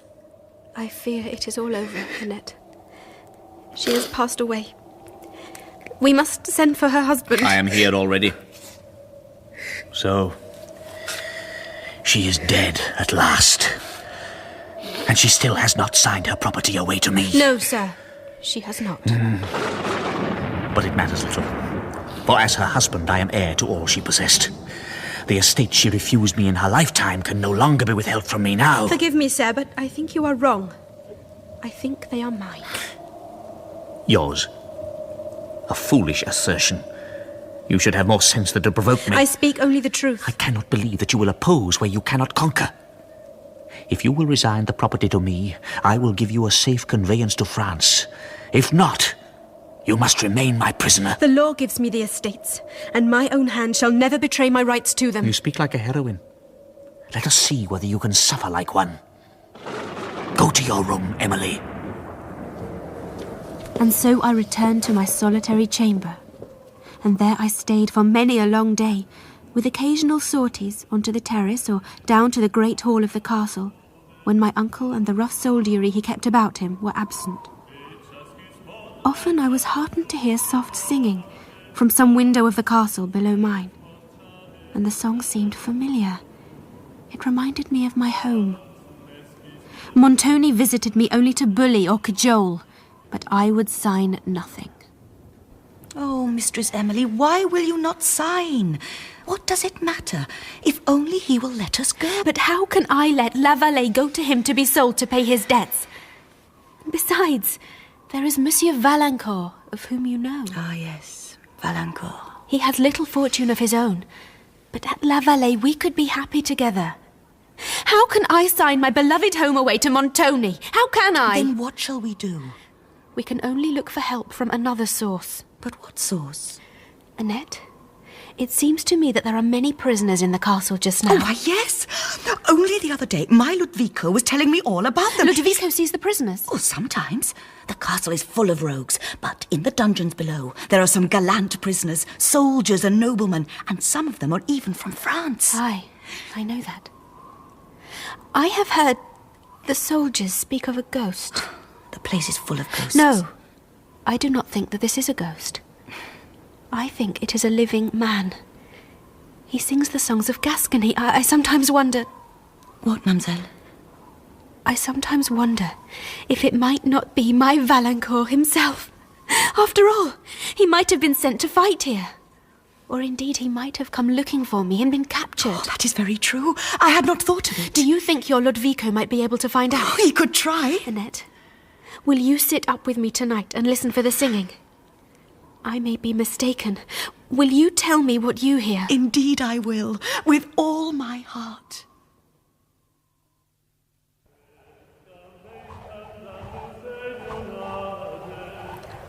There! Do you hear it? I do. It must surely be Monsieur Valancourt. But you have never heard him sing before. No, that is true. You have a good heart, Annette. But I must speak to this man. Dare you, mademoiselle? Are there any soldiers about? No, I see none. Who is there? Who is it that sings at this late hour? My lady, I am here. Do you hear that? It must be your Valancourt. I am sure it is he. I am not so certain as you, Annette, but I would like to know more. Speak to your Ludovico for me. See what he can find out about this prisoner. Mademoiselle? Ludovico, come in. Annette tells me you have news for me. I've been speaking to the prisoner. He would not tell me his name, Signora. But when I mentioned yours, he seemed overwhelmed with joy. Oh, it must be Monsieur Valancourt, mademoiselle. Indeed it must. The Chevalier says he knows you. He was in an ecstasy of joy at the mention of your name. How does he look? Is he not melancholy and ill? I saw no symptoms of that, lady. He seemed in good spirits, and he asked me to contrive an interview with you. He has paid the guard a great deal and can pay more. I think it's possible that a meeting could be arranged. Then tell him I am agreeable, and tell him that my heart is unchanged. I am longing to see him again. Ludovico arranged a midnight meeting more easily than I would have thought possible. There was small loyalty to Montoni in the castle of Udolpho, for he was too cruel a master. The best place was deemed to be the corridor near my room, and so it was arranged. At length, the clock struck 12. I heard steps in the corridor and saw a figure fast approaching. My lady. Oh, my dear lady. Monsieur Valancourt? Oh, no! No! It is not he. It is not he. She's fainted. And you imposter, you're not Valancourt. Help me carry her into her room. Come. Yes. Come on, then. Valancourt? Who is this Valancourt? Emily. Emily. Oh, look to her. She is coming to herself. Monsieur, why would you not give your name? Mademoiselle, will you permit me to apologize for the pain I have caused you, and to explain to you the circumstance which has led me into this fearful error? I am your countryman. Dupont is my name. Dupont? I came into Italy in the service of my country. In a skirmish among the mountains, our party was routed by Montoni, and I was taken prisoner. I see. I knew that your aunt had married an Italian of that name, and that you had accompanied them both into Italy. I learned that you, Mademoiselle Emily, were under the same roof as myself, and a prisoner likewise, though locked in no dark dungeon. You are a stranger to me. But you, Mademoiselle, are no stranger to me. I am of Gascony, and have long admired, nay, have long loved you. Why should I disguise it? But who are you, sir? My family is probably not unknown to you. We live within a few miles of La Vallée. I have heard your sad story from Ludovico. You have? Perhaps, then, you will accept the services I have to offer. There must be some means of escape, and we will take any opportunity we can. Any opportunity, eh? I will teach you. I will teach you to betray the Signor. A knife! Sir, look to yourself! He has a knife! Take that! Oh, no, you don't! Dupont! He is unconscious, maybe dead! You must fly. How can I leave you alone and unprotected? Somebody is coming up the private staircase. I will not leave you. Oh, it must be Montoni's men. They are coming. They will kill you for sure. No, it is only Ludovico. Follow me. As you value your lives, follow me. All of you. You've not an instant to lose. Emily, Annette, come, quickly. Downstairs. Mine, for they're very uneven. Where are we going? To the gates. They were open a moment since to a party just come in from the mountains. Take care, Signora. Here's my arm, Mademoiselle Emily. Ludovico, look to Annette. It is our only hope of escape. Careful now. Careful! No one stopped us. Ludovico seized 2 horses, and we passed the terrible gates of Udolpho with all speed. Myself, my most unexpected saviour, Monsieur Dupont, Annette, and Ludovico. Reaching the safety of the woods, we continued on our journey as fast as the broken road and the feeble moonlight would allow. This poor beast. This horse is weary enough. He's ridden all day and now he must ride all night. I hope we shall meet with no straggling band of banditti. But I have a good stiletto at any rate. And I have the gun that was slung to the saddle of this beast. We shall do well enough. Holy Peter, we have no money. What shall we do? For by hook or by crook, we must make our way to the coast and take ship for France. How can we do that without money? Wait! There's a bag, slung below the saddle of our horse. That must be the booty of one of the rogues employed by Montoni. And here is gold enough to take us to France. Fortune smiles on us this night. Fortune continued to smile. We rode until morning and rested at an inn, ever in fear of pursuit. But we were not followed, and after a long and tiring journey, we came at last in sight of the Mediterranean, the sea that would transport me back to my home and to the arms of my beloved Valancourt. We decided to interrupt our homeward journey by a visit to the convent where my father was buried. I wished to pay my respects at his grave one more time. We were surprised to discover that the once deserted chateau was now inhabited. The Count de Villefort had inherited it on the death of his cousin, the Marquis de Villeroy. While I was imprisoned at Udolpho, he had come there with his wife and his daughter Blanche, a girl of about my own age. The Count de Villefort is an old acquaintance of my father. Emily, I think he'll be more comfortable lodged at the chateau than here in the convent. But surely we cannot impose upon them. I will go and pay my respects to the Count and his lady. You may be sure that an invitation will be forthcoming. But I have a great desire to spend some time here, in my father's last resting place. Emily, you are very weary from the journey and from the terrors that preceded it. A restful time spent in the comfort of the chateau would do you no harm. You can come back to the convent later. Very well. Then perhaps you will speak to the Count on my behalf? Of course. The Count de Villefort proved to be very hospitable. His lady was gracious, and his daughter Blanche was unaffectedly kind. Gradually, in their company, my spirits revived. The Count was so good as to make inquiries for me concerning my inheritance. It seemed that the period for which my beloved La Vallée had been let was nearing its expiry, and soon I should be free to return home. Of Montoni, nothing had been heard, but my aunt's property would soon be mine, and I would then be in possession of a freedom and financial independence which I had never before known. I therefore wrote to Valancourt, telling him of my changed situation. Emily, would you take a little walk with me? The woods are very beautiful today. They are indeed, Blanche. I'm so glad we came here, and so pleased to have made friends with you. And I with you. But why do you sigh and seem so sad? The last time I was in these woods, my dear father was alive. Oh, yes. I had forgotten. There are the towers of the convent where he lies buried. I will go there again, before I return home to La Vallée. I have just left a convent. Have you? Yes. I was educated in one. I feel such pleasure in my liberty that I cannot understand your wish to go into one, Emily. But I do not mean to go into the convent for life, Blanche. Oh, I should hope not. I should hope you mean to marry. Monsieur Dupont seems very fond of you. He is. But I am afraid it is not that way my affections lie. Is it not? There's another young man. Another young man? Monsieur Dupont has been very kind, and I hope he will always be my friend. But he does not have my heart. And does he know this? He knows it well, and I'm sure it saddens him, but he will recover. Blanche, he is barely acquainted with me. Oh, that is true. And I can think of another person who might win his affections, if she chose. Can you? Oh, I hope so. I do hope so. Tell me, Blanche, is the eerie singing still heard in the forests hereabouts? Indeed it is. I have not heard it, but the old housekeeper, Dorothée, has. You should speak to her about it. Perhaps I will. Let us go and ask her, for I am as interested as you are. She will be in her room now. Yes, mademoiselle, the singing is still heard, though the singer has never been found out. Who can pursue a spirit? And how long have you heard this music? Ever since the death of my dear mistress. Oh, young ladies, I could tell you such things. Do pray tell them, then.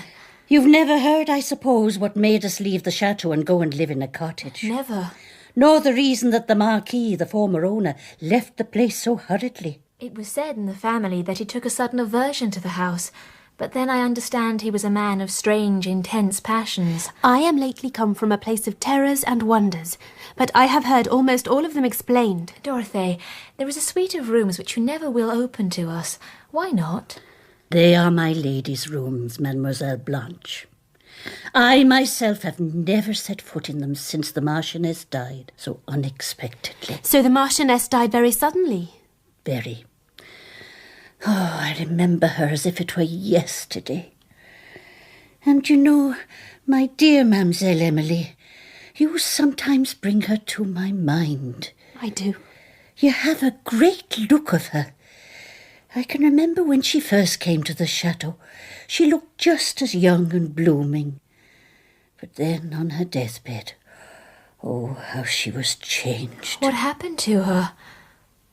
No, I have said enough. I must be about my work. And you two young ladies must go and dress for dinner. A few days later, I was seated at a table in my room writing letters, when Dorothée entered on some household business, and chanced to catch sight of the little miniature of the lady which had been in my father's possession, and which I had carried with me ever since. Holy Mary! What is this? What is wrong, Dorothée? It is her very self. Who? Where did you find it, lady? It is my blessed mistress herself. But it was among my father's papers. I did not know who she was, save that my father was very fond of her and greatly saddened by her death. It is her to the very life. How did your father come by that picture? I do not know, but perhaps if he told me more. There is some great mystery here that must be solved. We will go to her apartments. There is a larger portrait there, and I can show you. But not now. The day is fine, and you need air and exercise. Get you into the gardens, my lady. Emily? Emily? Can it really be you? Oh, Valancourt. My dear, dear Valancourt. I've been in Paris. Your letter was forwarded to me there, and I immediately set out to see you. All will be well now that you are here. La Vallée is mine. I have escaped from the tyranny of Montoni. And your hand is in mine. My happiness is complete. I am unworthy of you, Emily. I can hardly bear to look at you in all your dear innocence. What is the meaning of this? Let us talk on other subjects. Do you remember our journey together? Can I forget it? That was the happiest period of my life, when I had all about me that I loved. And mine too. For then your father's confidence in me was not misplaced. You make me very uneasy. I shall explain. Look! Here comes Blanche, the Count's daughter. And Monsieur Dupont is with her. I told you in my letter he helped rescue me from the terrors of Udolpho. It should have been me, Emily. I should have rescued you. Come and meet him. You will like him, I'm sure. And Blanche is a dear, sweet girl. Valancourt soon withdrew to the inn where he was spending the night. The next day, the Count accompanied me on my morning walk in the gardens. An unusual thing for him. Emily, may I ask how long you have known Monsieur Valancourt? He was very helpful to my father and myself on our last journey together. His family was known to my father, and he approved of the connection. Ah, I see. Do you know him? He was introduced to me in Paris. I was much pleased with him on our first acquaintance. And after? I cannot but perceive that he admires you, and that the feeling is reciprocated. Sir, if you have anything to tell me concerning him, please do. I think him not worthy of your favour. I am alarmed by what you say. Emily, the Chevalier Valancourt and my son Henri were introduced to one another in Paris.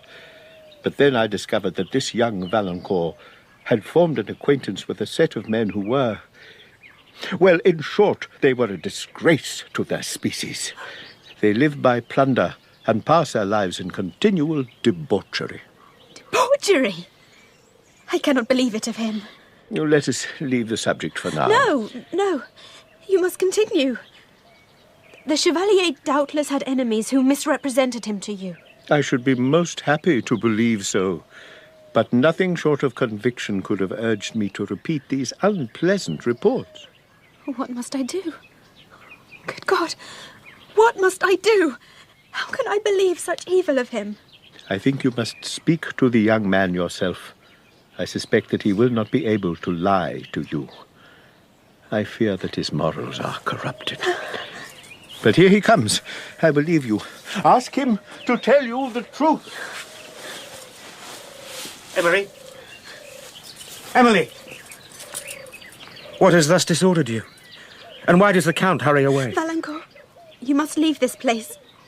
I fear we must part forever. Emily, tell me what is wrong. I have been told such things. You do still love me, then? Yes, you are still my own, Emily. Let me believe those tears that tell me so. I weep for you. But I have to ask you whether you are the same Valancourt whom I once loved. I am the very same. But no, I am no longer quite so worthy of you. Then if what I have heard of you in Paris is true, we must part. This must be our last meeting. The Count has done this. I think rather that you have done this yourself. Oh, Valancourt, all this time I have kept faith with you. Could you not have kept faith with me? But I have. Only that I am fallen from my own esteem a little. But if you still love me, how could you spurn me in this fashion? How can I trust my life to you? It is true that I am involved in debts. I was a foolish young man and fell in with bad company. You must leave me. I will go. If that is what you wish, I will go. And never come back again.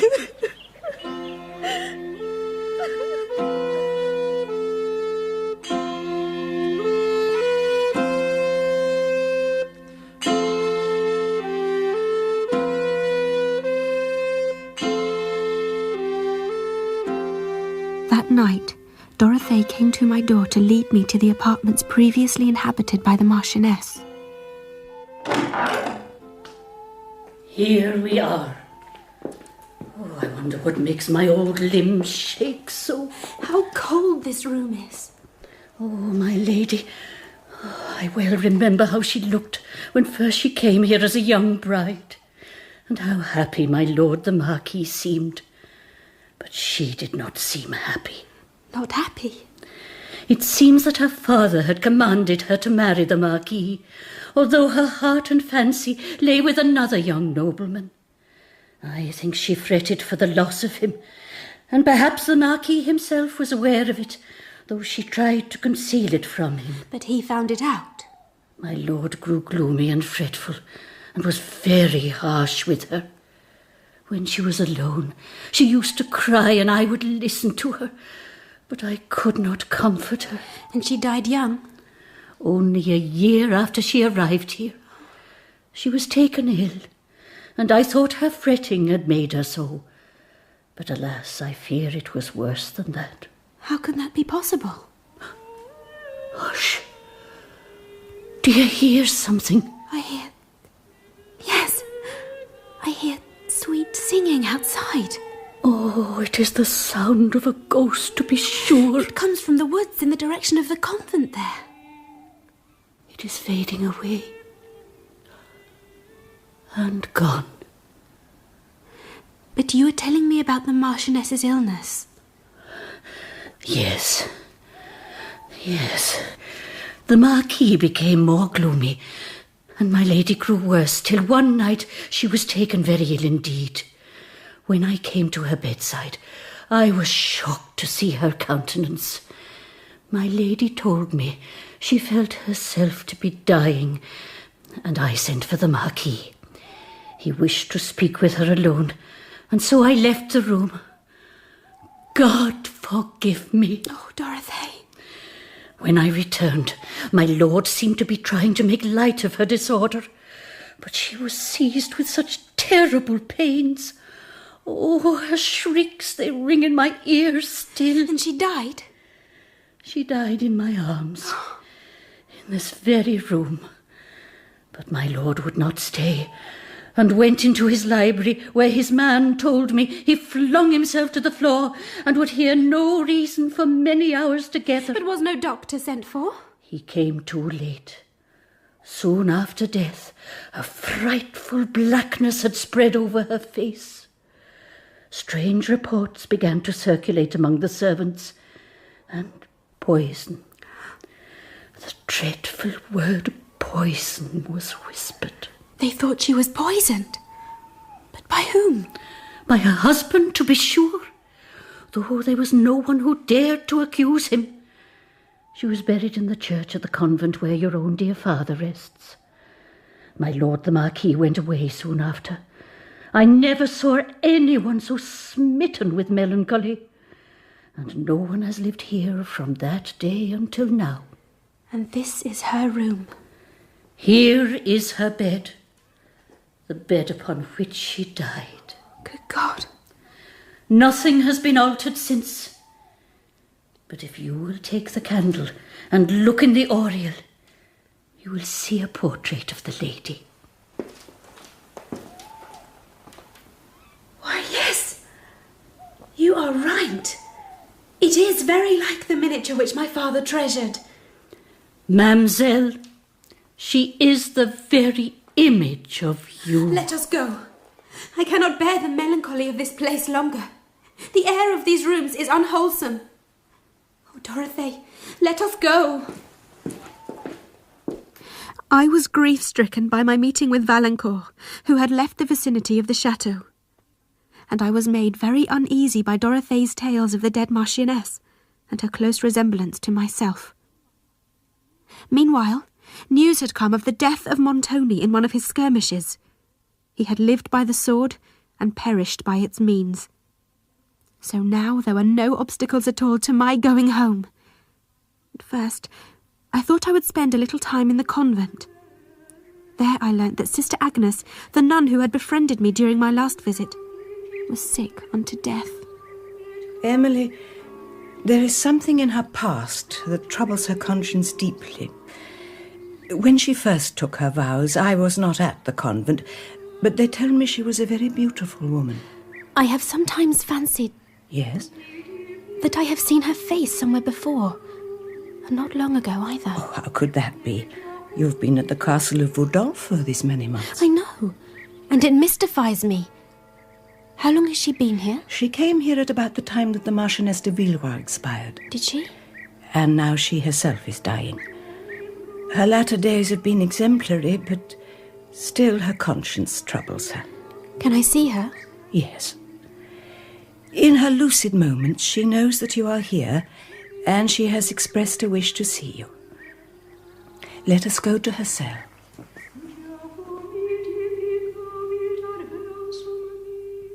Sister Agnes, here is Emily St. Aubert come to see you. Emily St. Aubert. St. Aubert? But surely... Oh, my sweet Lord. The vision comes upon me in my dying heart. She is upset. I should go.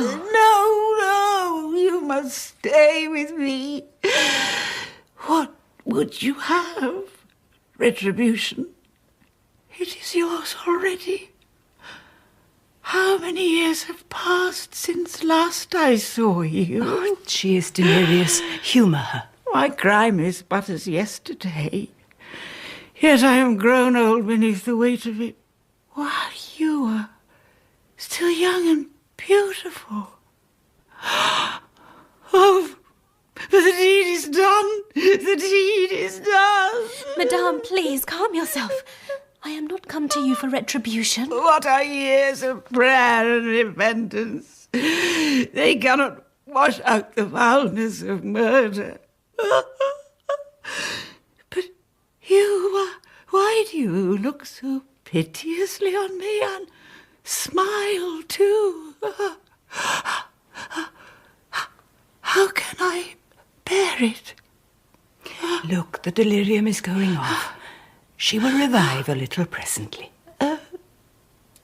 Where have I been? Have I been dreaming again? You are better now. I will never be better again. But you, girl, are you not the daughter of the Marchioness? Do you speak of the Marchioness de Villeroy? You are the very image of her when she was young and when I too, sister, open the casket. There is a miniature inside. Give it to me, that I may look upon my youthful face one more time. Here, Sister Agnes. Look, that was my young self, before sin ravaged these poor features. I have seen this face before. Is this really you? It was once deemed a striking likeness of me. I have seen your portrait. Where? In the dreadful castle of Udolpho. Udolpho in Italy? Oh, it is many a long year since I have heard that name. Oh, alas, alas, what scenes of pleasure and of horror does the mention of it revive in my fancy? I know them. The veil. The terrible veil. Oh, murder! Art thou come from the grave to reproach me? Murder! Foul!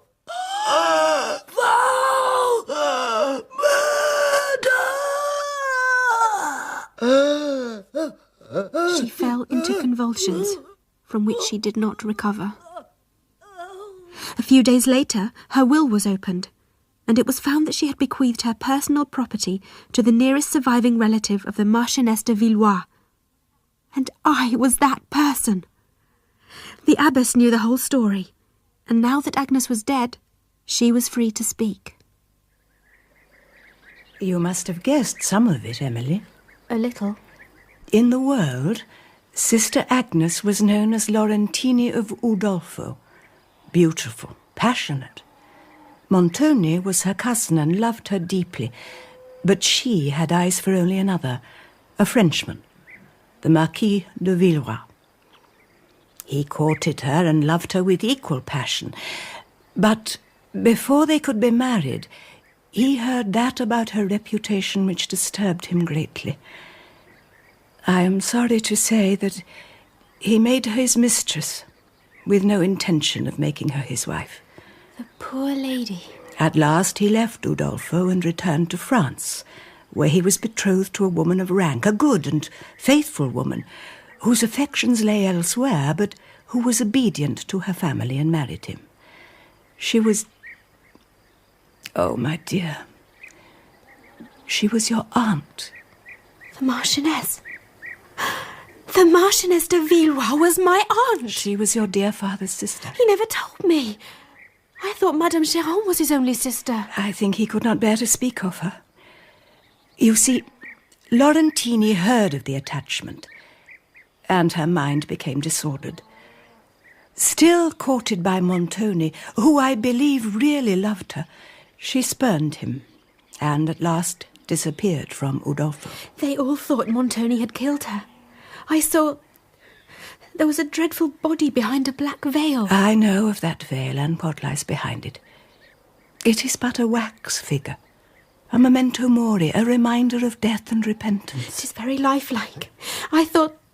Oh, and so Montoni did not kill her? No, she came here to this convent instead. But her life was hateful to her. Her passion ate away her reason.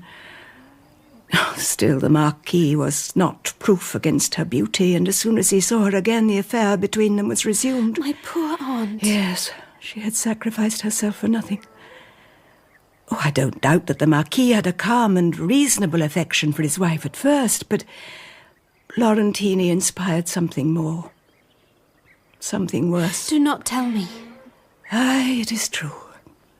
Laurentini dripped the venom of jealousy in his ear until in the frantic rage of wounded honour he consented to destroy his own wife.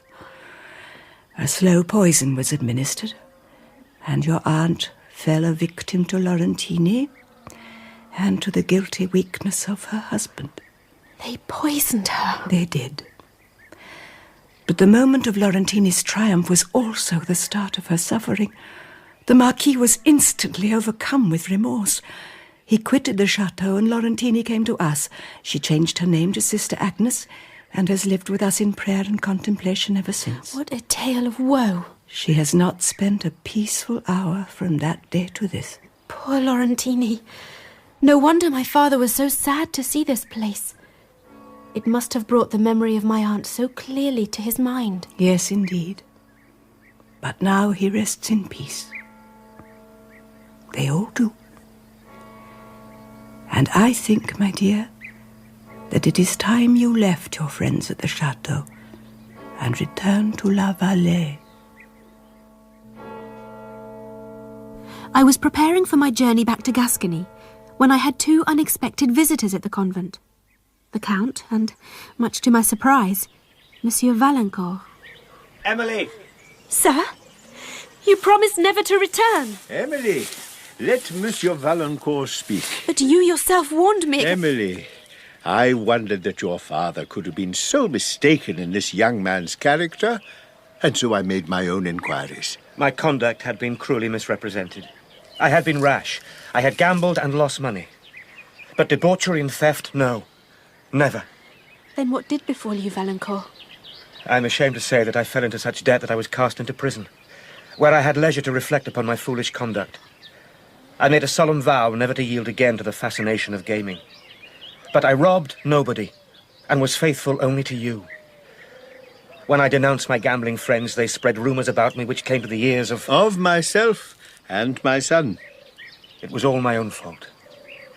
If you run with wolves, you must expect to be treated as such. Is this true? It is, Emily. Valancourt is now reconciled with his family. And since you are a young lady of sense and independence, why, I think you can safely be left in the care of each other. And so we reach the end of this tale of terror. Valancourt and I were married. We returned to La Vallée to find faithful Teresa still living in a little cottage which my dearest Valancourt had found for her there. Annette and Ludovica were installed as housekeeper and steward at my aunt's estate in Toulouse, but my husband and I preferred the pleasant shades of La Vallée, and soon those shades were populated by our growing family. Dear listener, I hope it may be useful to have shown that though the vicious can sometimes pour affliction on the good, their power is transient, and their punishment certain, and that innocence, though oppressed by injustice, shall finally triumph over misfortune. Remember, then, the Mysteries of Udolpho.